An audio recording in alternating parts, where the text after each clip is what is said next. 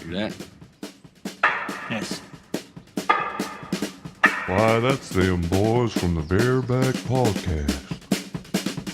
I know better about that name. There's you.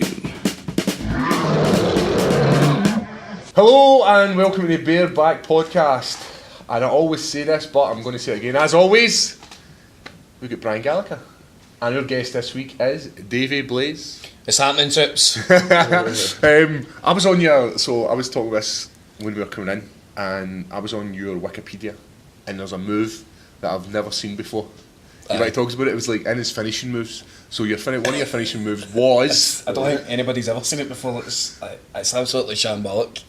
See the name it actually interests me. Like, so I'll let you tell the guys who name it first. So he's like that to me. He's like, he's like, and I knew about when he was talking about. Like, I'm trying to kind of pass it off, and I'm like, oh, the Sparrowhawk spear, and he's like, no, it was the cartwheel leg drop, and I'm like. The cartwheel? Right, cartwheel into a leg drop, right? So I went, oh, fuck's sake, man, right? And I basically told him a story that when I was coming through, I wanted to do this b-boy gimmick, because I was a breakdancer years ago, and I done this, I wanted to do this move, it was like a cartwheel, and then you kind of flip there and your leg drop the cunt, right? So I've like that, right? Started practicing it, so I've started nailing it, started tipping it on everybody else. Job's a good gene. I kind of do my first show, I'm like that to the guy. Right, mate, I do this finishing move, I'm going to give you a script slam, right? You sell it, you take time, you sell that bad boy, right? I'm going to do one-handed cartwheel into a leg drop. And it was the realisation of the guy's face just going, what the fuck is that? So I've told him, and he's like, I'm like that. Just stay there, mate, don't even move. Right, I went, it'll be fine. Done it, overshot it, arse cheek right in the cunt's face, man. Honestly, mate, nearly killed the guys backstage like that. Thought he says you could fucking do it. I'm like, I'm sorry, I'll not do it again. So that move was totally... So, do you know the one-handed cartwheel leg drop? No, man, fucking fuck that, mate. I'm not killing a guy, man. So I'm actually, because when you were telling me about it, I was like, I want to see this done. So I think the next time me and you get together and we're going to mess about and do some MMA and all that kind of stuff, you need to one-legged cartwhel drop. No, man, because what if I was to end your UFC career by doing this mad shit at me? I mean, I'd feel bad, man. I'd put your gloves on, walking to the octagon, going like that. I'm going to get pure leather tail, but I need to do it for Paul because I done a one-handed cartwheel leg drop on him. And broke a guy's face with your arse cheek. Destroyed a guy's soul with my right arse cheek. If you sustained any serious damage, like I don't really like the word serious damage, but you know when you take some bumps in wrestling, like we see guys, and I've seen a few documentaries. Like I watched the Jake the Snake one. And his body's in bits. I know. And I'm like, what's the worst sort of stuff you've received? See, it's weird, right? Because a lot of people obviously it's like one of the famous questions that we all kind of get asked, and it's like the difference between kind of people like Jake the Snake at their level to us is these guys were doing it 365 days a year, whereas we are only doing it kind of every weekend. So there's like a kind of we're no prone to injuries to what they would be. So your body's getting a rest. Do you practice in between? Aye, so you're practicing in between. So like you'll be in the gym through the week, and then you'll go into like the kind of like one of the training skills, and you would have the ring. So you would like strengthen your neck up. You would do some kind of warm up drills and stuff like that to kind of make sure that you don't get any ring rust, right? But when these guys all started like kind of injuring themselves because of their kind of schedule, they were like filling themselves up with like painkillers and everything else to take the pain away, and they were keep going. So the more they'd done that, they were just kind of slowly but surely kind of just getting to the point where they were just going to end up breaking down, and obviously at their kind of age now. So there's a science behind it now, a wee bit more like sports science in a sense, to know your body. It's improved. Everything gets better. It's just basically like kind of looking after yourself. It's like don't go out there and... You seen some of the guys years ago, the belly and a wee set of tits and that? Mate. They're long out, do you know what I mean? There was some guy, Ultimate Warrior, but, you know. It's just all these guys, mate. Everybody seems in shape, like in a decent shape now, there's no... It's not like they're coming out fucking looking like the Incredible Hulk, man, and you've got a British Bulldog there standing there going like that, oh fuck, it's kind of good. Paul, that's a belter of a toy, mate. You selling me down the river here? No. I tell you, some confidence. It's a belter. But my worst kind of injury was I was doing a show for Pro Wrestling Elite, and we were in this kind of battle royal, and I was kind of doing something with one of the wrestlers from down south, Martin Kirby, and he was like, "I'll give the fucking the flying forearm to the face." So I was like, "Right, cool." Can I go to it? See when you say that, like, is this? Do you say this? Is it in the ring? You're saying it, or just No. before you do it? So we'll kind of speak about things backstage, Right. and then we'll be like, at this kind of point when this happens, this is what's going to kind of come next, and then this kind of came next, and he fucking came right up. So I've kind of like fed to him like that, and the forearm fucking bone came right down the top of my nose, shattered the cartilage in my nose, broke it in 3 places, and I could literally feel his fucking forearm just crunching every bone in my nose, and I've just took a bump and I've just went, fuck, and I've waited to get up and there was like blood pushing everywhere. I started getting that kind of dizzy way, but everything was just kind of closing in my eyes. I was like in the corner catching everything in my nose like that, and I'm like, I look up and it's like my hands are just like a big massive puddle, and I'm looking up and I could see Kid Fight earlier looking at me on the other side of the corner going, what the fuck? And I'm like, it's alright mate, I'm coming mate. So I've waited to get up and he's like, no, you're done. He's gave me a kick and shoved me out the ring, man, and I went into the hospital. Obviously I got surgery done, and there's a bit up there, if you feel it there, they couldn't fix it. Fucking hell, right? There's nothing there. Because it was too close to the brain to operate. So it's, let's see, how do you feel there? Oh, aye. You feel it's just like a massive indent where the guys fucking broke your nose? Aye, so it's like they replaced kind of everything here, and then kind of up here, they were like, we couldn't do it because it was like kind of too close, too risky to operate, and I was just like, that's fine mate, it's like, as long as it's kind of worth the squeeze. Aye, I was like, as long as it's there mate, I says, and I can go like that to a bird one night, feel that and I'll take you up the road and I'll give you a right goodging. Talking about taking birds up the road, rats. You get many wrestling rats? You get hundreds of them mate, aye, you get hundreds of them, but it's just the fact now where it's like, obviously... You're professional, you wouldn't do anything like that? No, not at all, mate, not at all. But it's like, it's weird, right? Because obviously, this is like something that I've always kind of seen the picture in my head, right? So you've got boxing, you've got all these kind of football, rugby, like actors and all that, and you got all their kind of groupies, and it's like top of the range. Fucking, but it's like walking into fucking the motor showroom Porsche down at fucking Braehead, and you're like, aye mate, Porsche 2017 model, fly right, and then it's like you get into the bars man, the next minute, and it's like fucking, you've got a mad wee shitty Fiat that was made back in 1966, and that's the kind of... Is that a comparison? That's the kind of comparison. That's pretty much Basically what I'm saying is I'm fucking raging because all these other sports have got all the dollions, and we're stuck with all the fucking losers, right? And I'm just like that.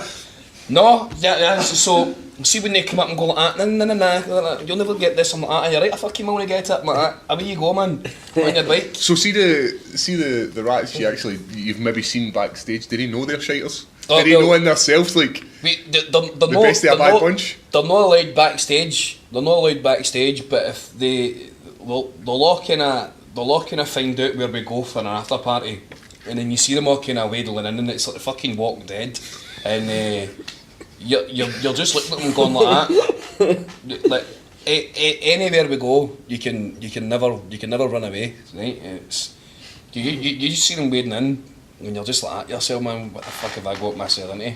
Honestly, it's an actual living nightmare. It is. It's just you can never get away from it. It sounds shit that bods are trying to pump you. That's rotten. It's There's guys watching this podcast. They're lying in their house, their fingers covered in fucking cheesy dust. Like that. When you mean they're not like trying to shag me? But it's no, but like kind of what I do now. I've kind of like managed to, you know, kind of take it as a full-time job now. We kind of the rest. Well, not the wrestling, but just birds in general. So basically, like what I do is like kind of like friends you may know. Because I'm having a swatch through, and it'll be like Daniel, John, David, Jody. But you know, I'm a swatch, and I'm like add. And then it's like obviously you've got that mad thing on Facebook now, but it's like wave, right? So I'll go wave, message, hey, how's you? And just kind of test the water. So it's like you're fishing, man. You're like that with a fishing line, and you just sitting there patiently, mate. And see when it goes, bloop, and it's like her photo comes up, and it's like seen. And she doesn't write back, man. You're like, fucking just reel it in, mate. I'll just take my fucking bench and go somewhere else. So now you feel you're in control when you do this? Because now you can invite these bods and like, guys, you come and see me, baby. Aye, mate. I'm a wrestler, man. You should come and see us. I'll get you a couple of free tickets. And then the next minute, you know, sometimes they come to the show, whatever, mate. Have you ever had one of these ones that take a really good picture? Like fucking, they've got one of the drones to take a picture, mate. Aye, man, right. And it was funny because I done it one time, right, just to make myself look jacked, whatever, right. But, side of it. I was talking to this bird 2 years ago, right, and she looked brilliant, man, absolutely brilliant. I was going like, oh my pals, oh look at this mad bird, man. She's going to get it 7 ways, right. But honestly, she's not even going to know it's her, right. But every picture, my mate pointed it out, right, and he's an arsehole for it because he's right every single time with everything that he says, and it annoys me, right? So he's like, Dave, have you noticed one thing about our pictures? And I'm like, no. And he went, they're all took for here. And I went, and what you trying to say? I'm just jealous. And he's like, no mate, it could be false advertising. And I went, no it isn't. I'm like, you're just raging because you're not getting any. And the next minute I met up, well, I'm standing in this pub, and then this bad fucking in comes in, man, big Hercules. Well, I can tell by the way I do that, and I'm just like, she's walked up and she's went, alright David, nice to meet you, and I'm like that. She's just standing there and I'm like that. I'm like, who are you? The next minute, man, started showing me obviously all the photos that I sent. I can't say what ones it is, but I was just like, no, it was like Schwarzenegger at a fucking kindergarten cop when he's in the class. He's like, just getting off his nut. But we done that. We were on the Ice Love You tour, right, and we had a big tour bus, so we get into Southampton to do a show there. So the night before, on the way down on the road, everybody was mad with it, and I've obviously had a bit too much, right? And I've got off the bus the next morning, so it's me, V-Man, Shat, and Noam, and we've all decided to go for something to eat before the show, right? So we've come out, and I didn't realise we were at a big massive kind of dock area, right? And I fucking kid you not, I've put the picture up on Facebook, and I thought this was a big row of flats, right, with big massive chimneys and that on it, and I went like one of the boys, get a photo of me with all these mad fancy flats, and every single one of them are all pissed in their city, and the next minute you just heard, and it just starts fucking driving away, man. I'm like that. It's a fucking ship, isn't it, man? It's a ferry. So we get into fucking Frankie and Benny's, and mate, I'm hanging like fucking Dumbledore's sleeve, man. Like literally, picturing his sleeve hanging with me inside it. That was me, right? And I'm fucking sitting there, man, and I'm absolutely hanging, mate, right? And this fucking woman comes up. She was like Slovakian or something like that, and her face was tripping her. So she's like, "What do you want?" And everybody's kind of, rhyming everything off. And I've just been like, oh no, whatever. And then the next thing, these fucking two mature MILFs walk in, right, and I've just went, sat up like that, right, licked my eyebrows and licked my hair back, and I've went like the lassie, senior Podry, come here, fucking, so she's come here, and I've went like that, right, I'm going to order something, right, I was obviously a bit low on money, right, and mate, I'm not even going to kid on, right, I must have had about £7 in my pocket, right, maybe £7.45, and I was looking at all the cheap stuff in the menu, so it was like fucking starters and all that. I went garlic bread, just had a description on it, so it was like put on just a normal plate with nothing around it, just garlic bread, £1 extra to make it cheesy. So I went like to this woman, I went, can I get 2 garlic bread please? And she went, and she went, do you want to make it cheesy? And I went, aye, make it cheesy. And I went like to her, it's gone to that table there with the 2 women. So she's went like, okay sir, and she's walked away. And then fucking 5 minutes later, 2 big fucking guys come in, right? Where the fuck do they sit? Right beside the 2 women, right? So all the boys are howling, right? They're howling, I'm there sitting like that, sweating, no, I'm like that. No man, the garlic bread's going to come out, man. These guys are going to get up and just mash me, right? And fucking the woman comes out, face still tripping, and she looks up like that and goes, this table over here? But see, that was at the point where when she went, this table over here, I could have went, no hen, just bring it here. I've just went, aye, that table, right? she's walked here, put down the garlic bread. The 2 guys have looked up and she's went, compliments from the man in the red shirt, and I'm just like that, and the fucking bill's just pure, fuck that. But aye mate, that was my cheesy garlic bread story, man. And the bill had came, and I get fucking stung about £8 for cheesy garlic bread. I didn't realise that I got the large ones, no the small ones, so I was out of pocket, man, and I was just raging. The birds didn't even get a chance to eat the garlic bread. The 2 guys ate it. I think that must have been a circuit to me. But I was like, lesson learned. I'll not do that again. So you've got some belter stories. I'm going to ask you one in a minute, but we've actually got a podcast coming up. A live podcast, haven't we? We do. Me, you, and Chris Bungard. Yeah, we're on the Darren O'Connell podcast. Aye, at the Classic Grand, October 29th. Aye, October 29th. Loads of stuff, man. Selling tickets. Doing a wee bit of plugging here. Yeah, we're selling tickets. Tickets on sale, but I think they're going pretty quick. For what I'm led to believe, are Darren O'Connell's Honey Dickness Classic Grand. Where's that? In Glasgow. It's next to Sub Club on Jamaica Street. Sunday night. You're going to see the threes. We're all going to get pissed, and we're going to light this up. What Darren didn't tell everybody is me, Chris Bungard, and the Bear Jew are going to be doing the full Monty. So please do get your tickets, because honestly, for what we're going to show you, you don't want to miss. Right, the other story I want to know about, because you said this on a podcast, I was listening to it and I was in absolute fits listening to this. Do you know what it is? Do you know what it is? I might know what it is. It's not bad. Right. Is it What long is it? So, as well as being a wrestler, You've done a wee bit of old TV as well. graffiti?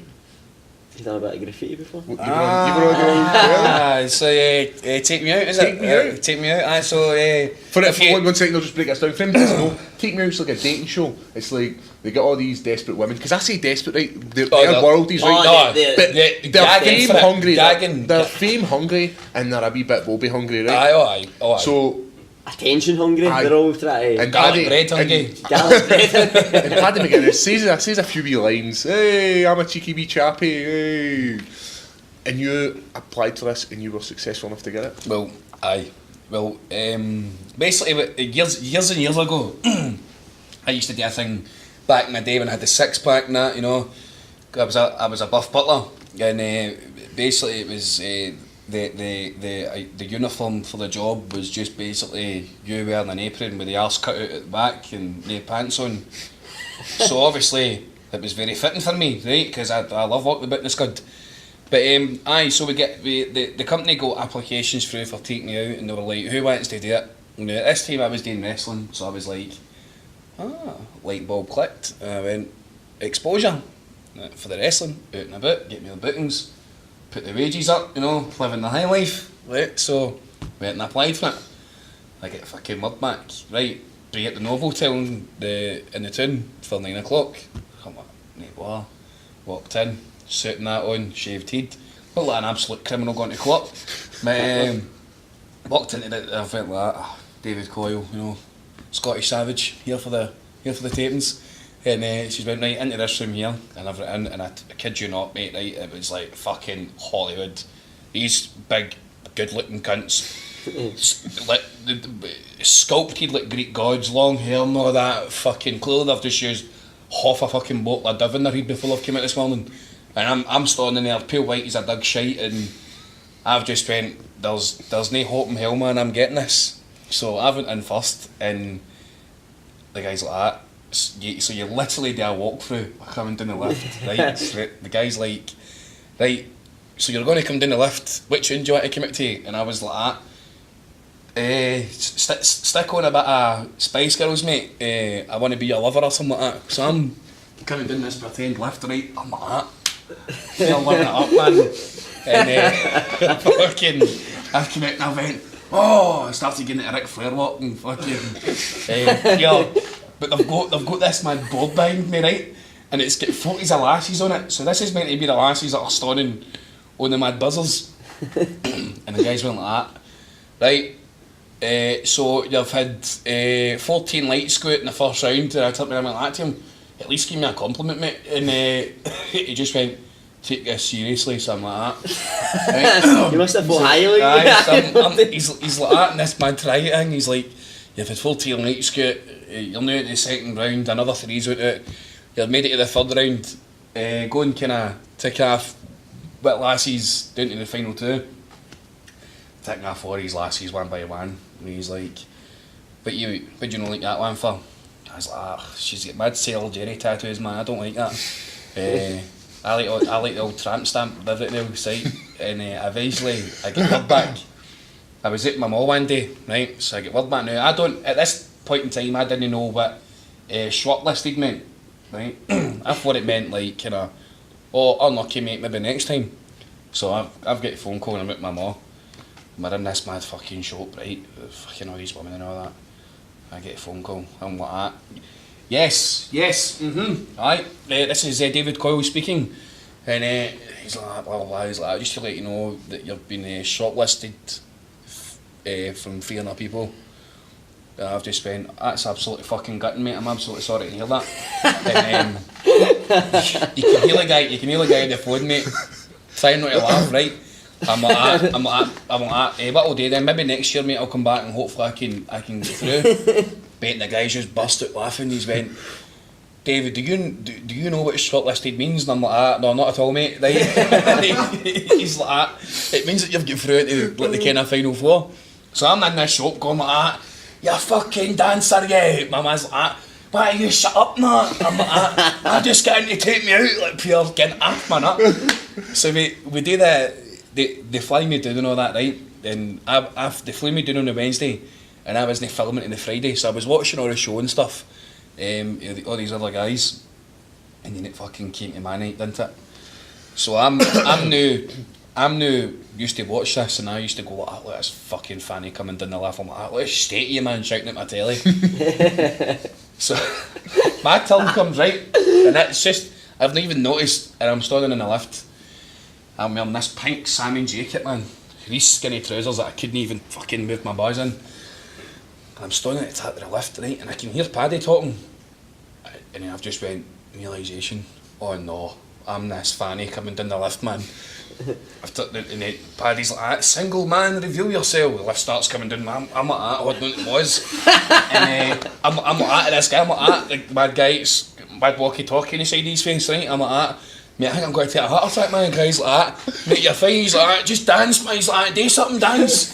So I'm like that, right? Fucking dancing away, and the lift comes out, man, and I've walked out. Fucking again, a Ric Flair walk, man, that right? Fucking wooing and high flow pro styling, whatever you call it. And the next minute, I'm standing there. Fucking Paddy goes like that, right? If you've been turned off, fucking turn your lights off, whatever he says. And mate, in my head, 12 lights went out, but it was like 20, right? So I'm standing there going, realistically, I'm like that inside, right, but I'm standing there going, and I'm like at myself, oh no, I'm going to get a blackout here, right, and I can never go outside my house ever again. So the next sound, my mate's obviously, it's like the video package is played, and it's like do right, and it's like me gardening and all that. I'm like, I'm a gardener. I like to lift timber in my shoulders because I like getting dirty, right? And, it was just fucking embarrassing, right? And at this point, I turned to him and he went like that, right, what did you do for the video package, right? I thought they weren't going to call me on it, but I was like, I used to be a graffiti artist, like, fucking never done graffiti in my life, right? not even like, fucking pencil to paper, never mind spray paint. And they've took me to this mad place on the fucking video package. You see me spray painting, but you see me not even smiling. I'm like pure raging because I'm like, I can't spray paint, right? It just comes up this mad shitey love heart like a fucking 5-year-old could have done better. And I've just spent, and it was like boom boom, right? 2 lights went off, and then my mate comes on, and fucking a couple of my lights go off. But it was a lassie from Glasgow on the show, right? So she's turned a light off. And Paddy went like, tell Nina, how did you turn your light off for? And then she went, oh, she was getting it all this smug bastard look, right? Oh, I just kind of fancy your palm more. And I just turned and I went like, there's plenty more lights here, hen. You're not going to Fernando, were you? And Paddy's like, oh, my man, give me some skin. So fucking, we end up getting the date and all that, and we go to the Isle of Fernando, right? And if anybody wants to know what it is, it's in Tenerife, Las Americas. So we go there, and the guy goes like that to me, right, this is all your filming schedules for tomorrow. David, you're going to be up at 8 o'clock in the morning. And I'm like, aye, so am I. Right? I'm like, he's like, no, you're going to be up at 8 o'clock in the morning. So I'm like to him, can we still go out and get a few beers? And he's like, don't get drunk, right? Obviously what's happened, right? I've looked at the boys, I'm like that, fucking, like Mad Run DMC, that's so way he is like that with shots, man, tanning them back, and fucking 8 o'clock in the morning, mate, I've got out my bed in the scratcher, fucking in the scud, and the door goes, it's this big camera with a big bright light, man, I'm like that. I thought I was getting adopted off aliens, and the guys went like that. Cats. He's like that, David, I did tell you it was going to be 8 o'clock in the morning, mate, and I was like that. I thought you were bamming me up, mate. I was like, give me 2 minutes for this dinner date, right? I had like a tweed jacket, nice trousers, shiny shoes, and all that, shirt and all that out. I went into my suitcase, right? T-shirt, shorts, fucking red burgundy trainers that were, I don't even know why I bought them, right? But they were red burgundy trainers anyway. So I was wearing black fucking socks up to here. With white Adidas logos on the sides, right? Fucking grey shorts with blue stripes, 2 of them, not even 3, 2 down the side, with this beige t-shirt, right, with red burgundy trainers. I look like fucking Ronald McDonald. And so this lassie's obviously standing on the bridge, fucking gorgeous, done up and all that, right? And then they've got me coming down the steps to meet her, fucking hodling and dawdling. I'm hung over to fuck. And they've went like that to me, right? Well, now you're going to ask her, hello, it's good to see you again. Where do you want to go and see what we're doing for our date? So we've done it. And the guy, you can clearly tell she was not impressed, man. She was obviously just like, get this guy away from me, right? So we've went onto the boat where we're doing parasailing. So obviously she's in her bikini and I'm in my shorts. So I'm like to her, I was like, don't worry, hen. I'm like, see if you're in distress, I'll be your David Hasselhoff and all that, right? So they cut the camera and they go, right, now you're going to get into your life jacket, so take off all your stuff and then get into your kind of swimwear. So, oh, fuck yeah, I've got my back to the right, so I'm like that. Oh, here we go, man. I've just turned in and I've just went, oh, fuck aye, man, right? And the guys went like that. Cats! He's like, David, you can't use foul language, mate. And I was like that. Can you blame me? I'm like that. Look at that, man. And this bird's just started looking at me going, who is this fucking guy, right? So we do the date, we go to the dinner, and it was in this big massive fucking guy's house, this big multi-millionaire's house. He didn't even speak a word of English, but in my head he did, so I'm going like that to him. Alright mate, how you doing? Nice house. The guy's just going like that. See, right? And so obviously because you get the peppers in Asda, right? It's like the red, yellow and green ones, right? But you can eat them, and they're not going to burn the arse off you, right? They're not like an actual chilli pepper. This guy had chilli peppers on the table and I didn't know, right? But he had green and red ones, right? And I went like that to him, see the peppers mate? Is that the exact same ones you get out of fucking Asda, Tesco or Morrison's? Guys just looked at me and went, see, walked away. So we're at this fucking eating dinner, right? It was like, not even dinner, it was fucking nibbles, right? It was pish. And I'm fucking talking about it all, right? And I'm like that with this pepper, oh gob, fucking. The next thing, on the telly, you see the camera panning into her, and then back onto me, I'm sitting there like that. Mate, face pure red, right? And she said something to me and I was pure raging. And on telly, the date was a success. Got a kiss and all that, right? And then the next thing, we're on the night out. And I ended up fucking messing up my chances because I get pure mad with it. So I didn't get a chance to obviously kind of seal the deal. And, so we're on the plane coming home into London. So I'm on the aisle seat, right? I'm like that, sleeping. My fake Ray-Bans on. I'm like that, fucking. So she's like that, my leg. I've woke up and I've went, oh, I'm like, that's yourself, right? And she's like, that's sorry, fucking come out. I'm like that, come, right? So she's away and she's sitting in the middle. She's like, just what to say man, she's like, you were a bit out of order last night. I was like, I know, I'm shambolic and I apologise. She's like, I was just getting, this is no word of a lie, right? She's like, I was getting horny watching you sleep, right? So I'm now like that. Oh, here we go, an opportunity for the Blazer to get onto the Mile High Club, right? And obviously I'm just looking into her eyes, but this has just started doing the worm in my trousers. And she stopped me and she's went, oh, somebody's happy to see me. And I went, I put your hand in and gave him a handshake. Mate, right then man, what a grasp she had, mate, right? It was like, it was a pure butcher lip, man, right? I'm like, oh, for right? And mate, she's like, I've had to put my bomber jacket on the top of it. I'm like, fucking vexing it, I'm like, do you get? But she's fucking getting it big, right? Fucking, she had like John Cena 4 arms, man. And she's away getting it rap star. I'm obviously, mate, there's like Wayne's not sitting in this fight. So I'm like that to her. I felt like, see that scene in Mr. Bean, where he's on the mad ride, he's like that, and it's the mad hydraulic ride. That's what I was like, right? So I'm trying to go like that to her pure quietly in her ear. I'm gonna come, and I've just went, oh, mate, jizzed all over my belly, right? And remember, I was flying into London and I had to get another flight home, right? So I've jizzed all over my belly, and she's fucked off back to the AC, and I'm sitting there reeking a jizz, man, like that. And you kidding me on, man? Mate, I swear to God, mate, I was like, no way, mate, I just had to sit there, man, I was like I was pure mind blown, but don't get me wrong, I was sitting there pure flabbergasted, I was like that, going like that to my fucking trolley attendant, going to give us a beer or a bottle of water, I'm fucking, I'm in shock. Couple of wipes. Mate, honestly, what a fucking holiday. That was brilliant. That was not your only time on TV. I seen you recently on TV. How did that happen? Sister Sledge? It was Sister Sledge, mate, because so what we done was, right, we wrestle for my mate's company, Premier British Wrestling.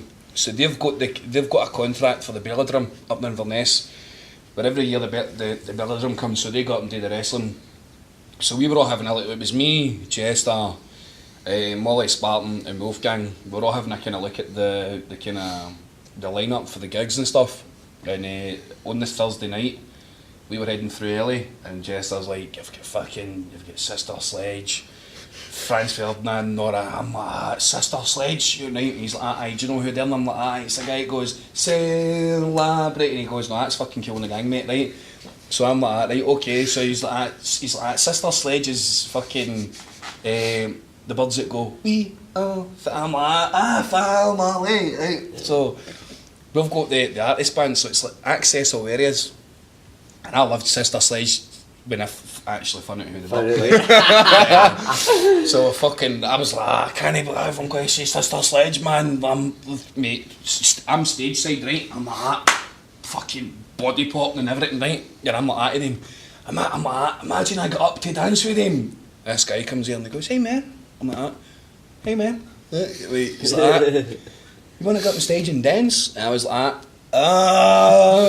yo dog, right? I've turned around and I went like to him, are you serious? And he's like, yeah man, I'm the manager. And I was like, well fucking take me up then. I'm like, what are we doing standing here? So fucking away up mate, right up. I seen it, it's brilliant. I shared that. So I'm again standing on this stage going like that. I was like, mate, I was like, can I take my cap off and go and dance? He's like, do whatever the fuck you want, mate. I was like, off, man, right off. And then the next time you see it on the telly, so you see them kind of standing there, and the next time you do see the Savage doing this popping behind them, man, mate, whoever thought in their life you'd be on stage, grinding on Sister Sledge, front and back, fucking getting it rabs that, mate. It was the best night ever. Honestly, the absolute best. I loved it, man. I absolutely loved it. Absolutely hilarious, man. Mate, it was brilliant. And then I woke up the next day and fucking broke internet. I didn't realise it was on live telly that night. I thought it was going to be on like in a couple of weeks. And I was like, that's fucking brilliant, man. Aye, it was brilliant, mate. Oh, so what's next for yourself, wrestling wise? Well, I've got I'm going to Italy in 2 weeks to wrestle. Where you're a superstar and you didn't realise this? Exactly. Famous in Italy, right? Who would have thought? The Milan superstar. That's another thing I know. I've got all these nicknames now. I've got Brother Sledge, the Renegade Master, Pirlo, the Buckfast Barbarian, the Scottish Savage. That man, fucking. But I've got Italy in 2 weeks, so I'm going there, and then I'm coming back on the Sunday. I'm going to ICW Newcastle, and then from there I've got. He clearly didn't like fucking. I know. He just fucked off. Says, the minute I mentioned Newcastle, he's like, oh, fucking it here now. I said, we've got that, and then after the Newcastle show for ICW, that's going to be it coming into the kind of road to Fear and Loathing for the Hydro shows, so that's when the tours all start. When the tours start, we're going to be like kind of doing it all over the UK, and then into November, I'm pretty sure November, we've got a show the night before in the garage, and then November 19th is the SSE Hydro, Fear and Loathing, where you've got Kevin Nash, Rob Van Dam, Rey Mysterio.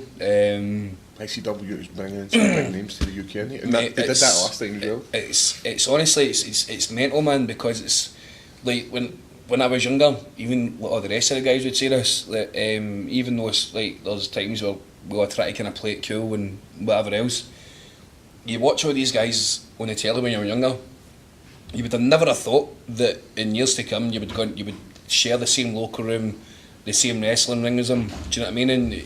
And you're doing it. So the fact that it's happening, it's just it's fucking mind blowing. I know. Who's the person you fanboyed the most over? You've got to meet. Fanboyed the most over that I got to meet was probably. Oh, well, the first time I done it when I wrestled Nash. The first time I met him was in 2011. Kevin Nash? Aye. And I must have. You wrestled? Aye. You wrestled? Nash Bridges, I was saying. I must have been 17 at the time, and fucking seeing him, man, he's like fucking 7'2". Is that what height he is? He's massive, man. He's I knew he was massive huge. guy. And bags of charisma. Yeah, mate, he was just a big cool cunt. He was just sound. He was just amazing. And I met him. The other one was obviously like the Dudleys. And then Angle was pretty cool. He was quite sound. Like, he gave me good feedback and stuff like that in the Hydro show that I done there with the match with Joe Hendry.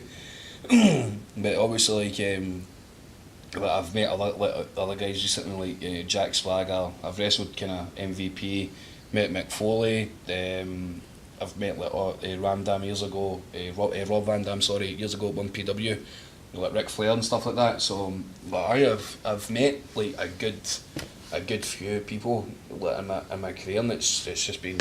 Do you still watch WWE? Do you watch WWE, or do you watch it? I still watch like WWE like now, but no as much as I watch kind of all the older tapes back, because I'm always like kind of learning off again. I'm always like kind of learning. I'm like kind of like trying to like evolve. I'm trying to evolve my gimmick more. I'm trying to come up with different stuff to do in the ring that nobody else is doing. So I'm watching kind of matches between from like fucking back in like Hulk Hogan days at WWF right up to like kind of the Attitude Era, and then I'm watching like kind of tapes like New Japan, All Japan, kind of stuff like that to try and see what I can come up with. So I'm still kind of watching and kind of learning. See, like ICW is like the biggest. Was it the biggest? What was it called? That. What's the name of the shows? It's no underground. Indie. The biggest indie show. You get the biggest indie show. What other big indie shows is it? Is New Japan? Is that indie, or is that sort of mainstream? You've got New Japan Pro Wrestling, which is obviously in Japan, but their kind of big WrestleMania show is a event called Wrestle Kingdom. So this year they just had Wrestle Kingdom 11. So that's their kind of big show. ICW is obviously Fear and Loathing. You've got Pro Wrestling Elite that do their anniversary shows. You've got PBW that do their kind of, the way I always describe their kind of shows is like PBW do a thing called Breaking Limits. So that's like kind of WWE's Royal Rumble leading into to WrestleMania. So Ross's so Kid Fight's company, Primer British Wrestling, his WrestleMania is called Maximum Impact. Right. Then British Championship Wrestling, you've got their kind of big event, which is No Blood, No Sympathy, and then obviously Dallas is like Fear and Loathing. So and he's got Shugs as well. Barrymania 3, so it's he's got some. Is that ICW? ICW's Barrymania? That's what I thought. He brings, it's one of his things is he likes to bring in some names, but he also likes to give the guys the opportunity to fight for the big fights. Sort of like it was like the first time I obviously met used to.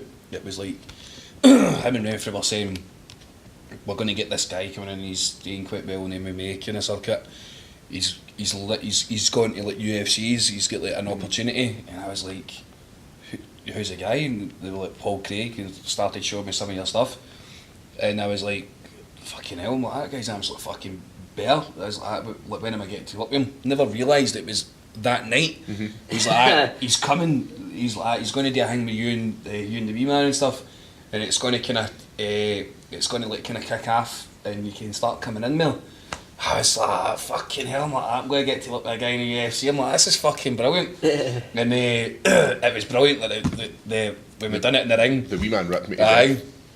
The wee man was hilarious, by the way. The wee man was ripping into him, right? Now I'm going like that to Neil, standing beside him trying to look face, right? He's just standing at the barrier just growling at us, and I'm like that. Neil, shut the fuck. I'm like, this guy's going to have us for dinner, man. Neil's like that. Just ripping into him, man. I'm like that. So Paul was obviously, the minute he's jumped the barrier, I've got a kind of fright and get fussed up. I'm like that. Right? So Neil's he's fucking grabbed Neil, right? He's got Neil in the corner, and I've come in and I've waited on the ring, and I'm still being shy. He just waits in and he goes wham, and I'm like I just fall and I'm frozen. I'm like that. And then we start kind of going back and forth. Well, the security's kind of splitting us up. We got kill photos and stuff, and obviously the next time it happened, Barrymania 3, I done the promo with Coach Ships's wee boy. Obviously I was one of the funniest videos ever. We'll put a link on it. We'll put a link on it. Break that to the wee boy's heart. And it was like smashing his Easter egg and that. So on the night, Dallas was like, I'm no fucking putting up with this. He's like, I'm a da, Sweeney's a da, Toes a da. We can't be putting up with that shit, mate. He's like that. I phoned fucking Joe Rogan. I'm like that. Joe, mate. I'm like that. Can I get a guy for UFC? He's like that. Fuck's sake, Dallas. He's like that. I don't own the company. He's like that, but I can put you into a guy who does. He's like, so, the fucking Coat Bridge, Paul Belt, mate, and the place just erupted. So me and the wee man are like, oh, so Paul's kind of chased us through the ring. But what the fans kind of didn't know was obviously your boy, My Chris teammate. Bungard, for the Scottish Hit Squad, was in the crowd, and we had this kind of fucking thing planned out where it was like, Paul comes in, as I've got the fucking baseball bat, I'm going to hit Viper with it. So Paul comes in, and eventually me and the wee man back Paul up into the corner, and then Chris comes in, jumps the barrier, comes into the ring. So we kind of I've walked back, he's coming out, so we start walking back, I've bumped into Chris, and we turn in, the minute we see who it was, we just start rapping, we're like, oh no, we're sorry, no. Like, That's funny, aye. so Paul's like, yeah, right. Like, I'm loving like at this point. and fucking, you see Chris just pure hyped up. He's clearly going, hurry up, Paul, so I can punch you right in the balls. It's fucking. He nails me with a low. He picked me up. Boom! Picked me up. It was after that, obviously, like, they'd kind of planned it out what they were going to do, so they had the kind of free roam to do it. So obviously when the shots happened, bang, and then the next thing, fucking Paul's picked him up into an attitude adjustment, and fucking they just they've got on the outside of the ring. Paul fucking whips him into this headlock takeover, pure legit. I'm in the ring going, oh my god, oh, right, and he fucking sends Chris into the post, and I was saying to you today, he fucking takes it better than me, wraps himself right round the post, man. I'm watching them going, they should be in here rather than fucking me. I'm like, they're killing We each said other. we'll fly him against, he'll bounce back, and then we'll nail it. But I flung him that hard because like, when you've got, you know what you want to do, you've got the crowd going absolutely mental, and you get you're jacked for the crowd. So when I flung him against it, he had it with that much force. He spun round. I was like, I've killed him. Literally, man, went right up. It was like a fish out of water, right up into there. Wham! It fucking just disappeared, man, like that. Oh, just nearly killed yourself, man. And then they're just brawling, punching, kicking, kneeing backstage, man. I'm just like that.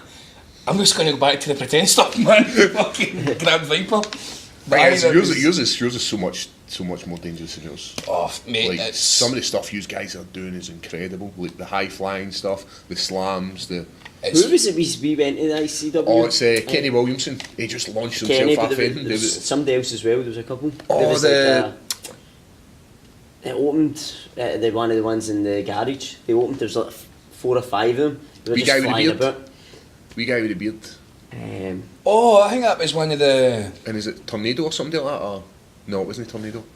I can't even... What was it? What was There it? was- I think he's well known. He's wrestled all about the place. But Kenny Williams was. He was on. They were all doing the same thing, but he was good as well. They were fucking You know just what I mean? launching Aye, themselves aye. off. Like they opened. Well, it brought the mood of the whole show. Do you know what I mean? What event was this? It was the one we were at. The one Paul jumped to Was it Barbarian? Oh, was it the... the garage. The one Paul jumped to. The Who's The very first one. I can't even remember, mate. The guy was doing like triple fucking somersault slams. Charlie Stirling?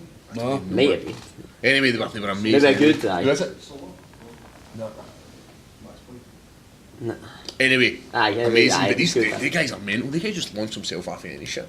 Like the last thing I seen about wrestling was WWE, and it was the Attitude Era, and I liked that, and I stopped watching it.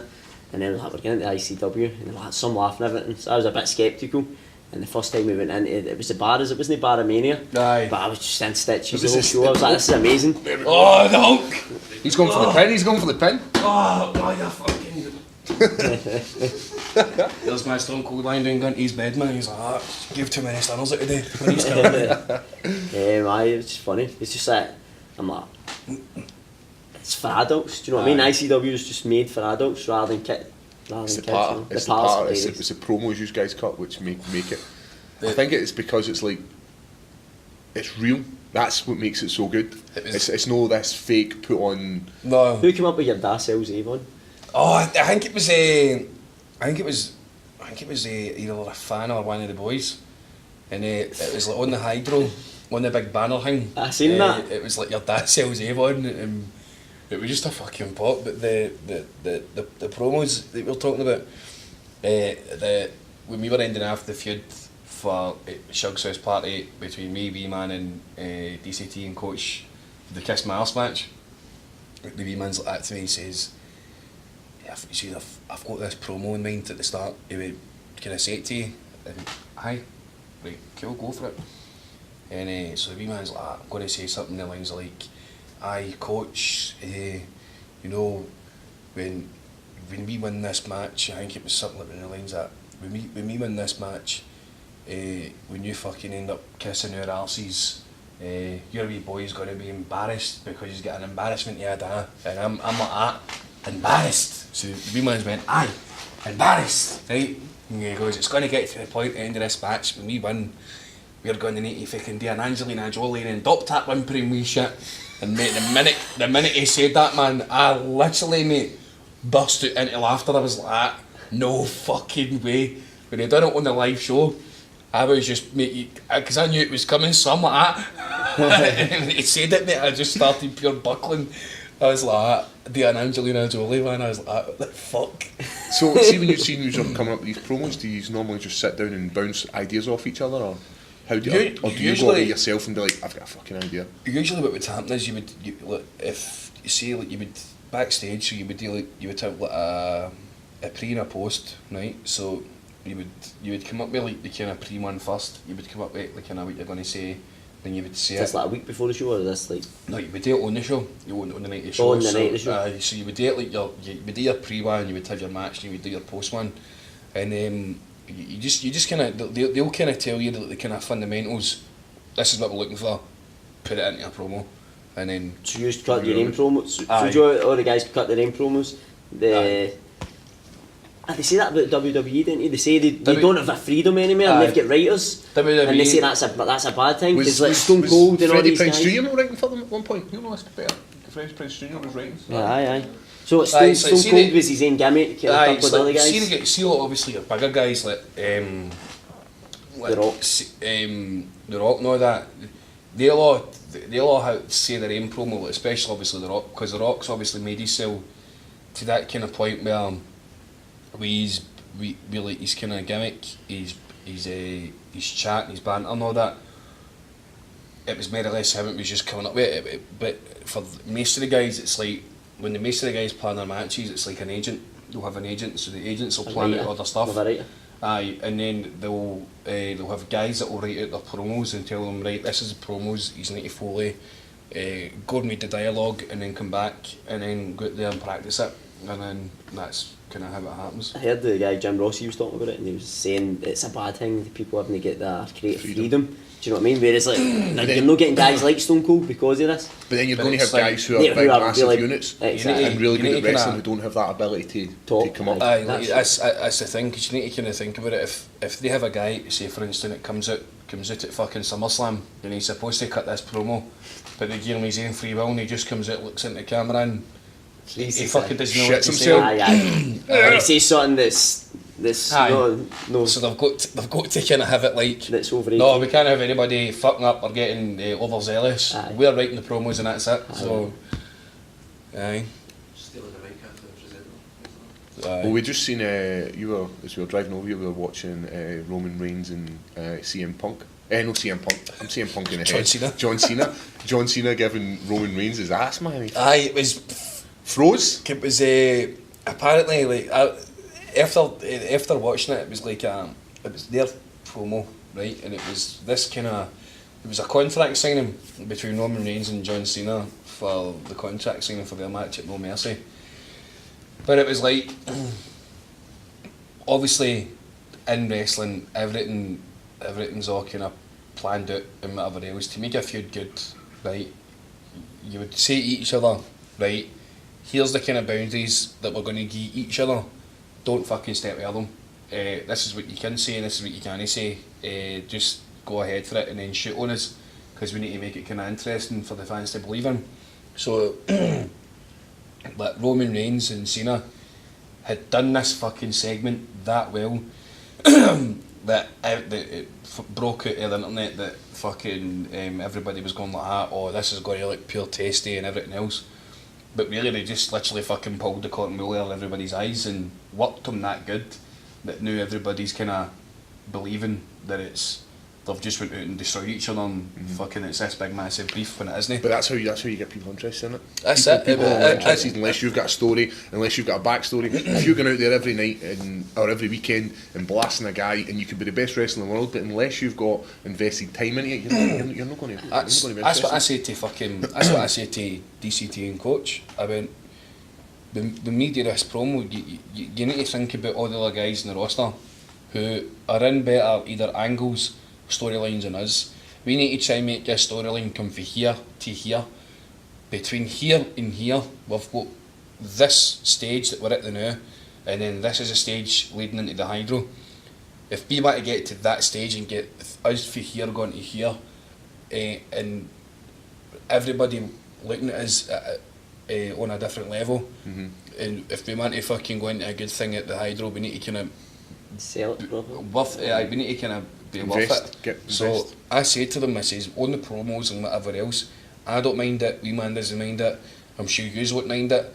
Let's get a fucking boundary line that we don't step here, and we'll speak to each other and what to say and what not to say, and let's just shoot on each other and make the fans believe that we actually hate each other. Let's bring it back to old fucking wrestling days where if you get caught... I think that's more important than match, to be honest. See the build-up, see the actual promo, the build-up, and it's just you were doing the that. chat. You'd say to me, "Oh, I've started watching wrestling," and he wasn't watching the match. You were just. I watched the all start of it to see what they were You saying. were just to see watching what all they the promos getting cut. I watched the promos. It was after the ICW for a wee bit, and then I was like, I'm going to watch that to see what they're doing, because I watched it when Stone Cold and all the guys, Kane, Undertaker, all the guys were fighting. And then I'm like, I'm going to see what they're doing now, but I found it to be too PG, you know what I mean? Whereas ICW was adult based. We'll put it this way, right? And it's like, it's brilliant, and I've always said it, right? You've got UFC. The guy that came into fucking UFC 4 years ago, that's literally the fucking king of the jungle, is McGregor, right? A guy for fucking signing on the Brown Island, literally homeless on his arse, but his missus stuck by him. He would get into fucking MMA, stormed UFC. The only reason in that space, his 4-year career, that he managed to evolve himself to one of the biggest fucking fights in combat history is because he brought something into UFC that nobody else fucking thought He's about his doing. cutting wrestling promos. Aye, he's more or less, he's been like the, I'm trying to think how to describe his character. He's been like a kind of, you see like the way Scott Hall would be in the NWO, like pure fucking, or like Michaels, it's like pure cocky and all that, and if they ever go and fight with a guy, they always fucking back it up in the ring and they come out on top. He more or less done that. He more or less evolved fucking UFC into a bigger fucking skeptical, because he was adding in the promos, the trash talk and everything, and then now look where he is, man. That's more or less what he used. Because he's not that guy. That's a gimmick. We spoke about this last week. Like, when he started talking about the money thing, he copied Mayweather a wee bit with that, because he knows that people hate you for it, or they like you. People either like the guy with money or they hate the guy, and it causes interest. And then some of his one-liners, like the Red Pant Tonight and stuff like that. But obviously you're in UFC, so if you ever kind of met him, have you ever kind of been backstage? No, I've never met him. Our teammate Bungy's met him a few times, hasn't he? Bungy's trained with him, and there's a like, they had asked Chris was over there training for his fight, and he said to Chris, listen, Conor McGregor's training, can we use you as a body double? Because he does look like him. Aye, because that's what I said to him. And they said, can we use you a body double? We just want to take some pictures of you looking in, wearing some Reebok kit, just looking off into the sunset, all this kind of shit, right? Chris was like, it's a good opportunity, and all this kind of stuff. And then he brought it back and was like, I'm fucking up my training. And that's kind of cool, isn't it, man? These kind of things are cool, but he's met him a few times. He said he's a catching bastard, doesn't he bring his own shower gel? So, but did he say like what he was like as a person? Is he as a person? Does he have that bravado? I don't think he does. I think he comes across well. And like in his interviews when he's speaking about fighting, he comes across like a martial artist and he knows what he's speaking about. But in some of his interviews, you get a different guy. Do you know what I mean? When he's trying to promote a fight or insult somebody. Sorry, we'll cut this. What were you saying? Is that it? We can wrap it. aye. Alright, sorry. Oh, I'm sorry, boss. That's Rap says, actually shit meant- up. You're talking shit, brother. But aye, McGregor, aye, he's a good guy. And he's got the market. Best boxer. Aye. Okay. I was going to say something about like what is it? It was about the coolest guy I'd met in the UFC. The coolest people we've met is probably like Bruce Buffer. I would love to meet Bruce Buffer. No, man. do you know Platinum Perry? Mike Perry's Mike the man. Perry. He's He larger was- than life. He was like, You still don't beat Bruce Buffer, but Bruce Buffer, he shouts me in and he goes, hey, come here. Shouts me over and I go over and speak to him. I feel like a wee boy, like, because like, it's Bruce Buffer. And he's like, hey, congratulations on your win. Really good performance. And I was like, cool. Like, I was he was sitting there with two birds. Aye, and he goes back to me, he's like, right, I'll see you later. It was like you seen Eyeball Paul and Kevin and Perry go lads. And Aye. he's like, slides his arms around the two birds. See You're later. fucking- And he just No! goes all the way, and you're like, I go for the private. I just spoke to Bruce Buffer. And he's like, I just spoke to fucking Demetrius Johnson, beat that. Looking up in the elevator, I remember I had the war paint on, we were Aye. looking up in the elevator. We got to meet some cool people at that time in Sacramento. I think Mike Perry was the best. Like, Mike Perry wasn't even big, as big as he was now You say at the Mike Perry's time. no big? But when he sat next to his opponent, he was new, but his opponent was down having breakfast and that. He's like, no, put him away from me and everything. And he's growling at him. He was just want to kill the guy for the goal. Quite real. And he did, he's got Tough some guy. power. He's in power, so we'll wrap this up. We'll wrap it up. That was good, man. It went fast.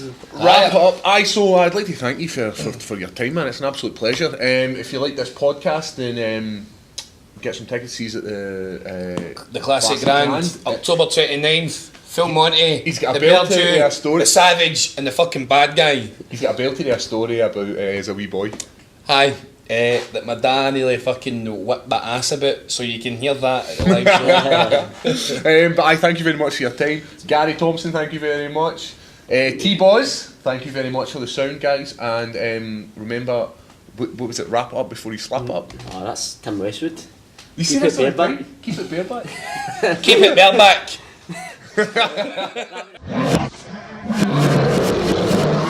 He's red. Yeah, that's how bad boy. Take off that rib and the sword and we'll set out. Set.